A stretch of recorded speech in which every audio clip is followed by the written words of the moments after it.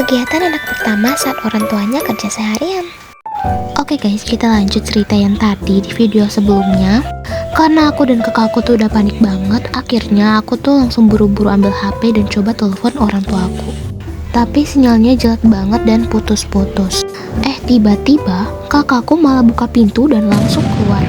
Dia lari ke arah cowok-cowok itu sambil marah-marah gitu.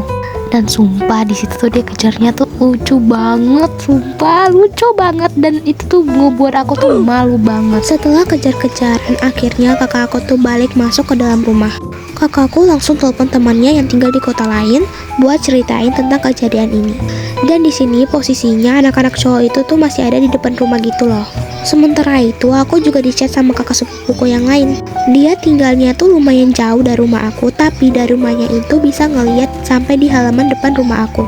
Nah, dia tuh ngechat aku kayak, kok di depan rumah kamu rame banget sama anak-anak cowok? Terus aku jawab, iya soalnya mereka tuh sekarang lagi gangguin aku sama kakak Tiara. Mungkin karena kakak sepupu aku itu ngasih tahu om aku kalau kita tuh digangguin, makanya om aku tuh tiba-tiba datang ke rumah, langsung nabrak anak-anak cowok itu. Nggak pakai banyak tanya, om aku tuh langsung ngegas motornya ke arah anak-anak itu. Bukan ditabrak keras ya, tapi kayak digas ngeri gitu aja. Dan langsung anak-anak itu lari semuanya.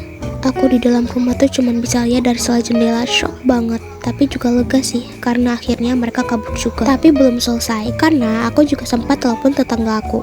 Orangnya tegas dan galak banget kalau ada yang ganggu. Pas anak-anak cowok itu lewat depan rumah dia, langsung dipanggil deh sama dia, kalian kesini. Mereka langsung dimarahin habis-habisan dan hampir dipukul juga.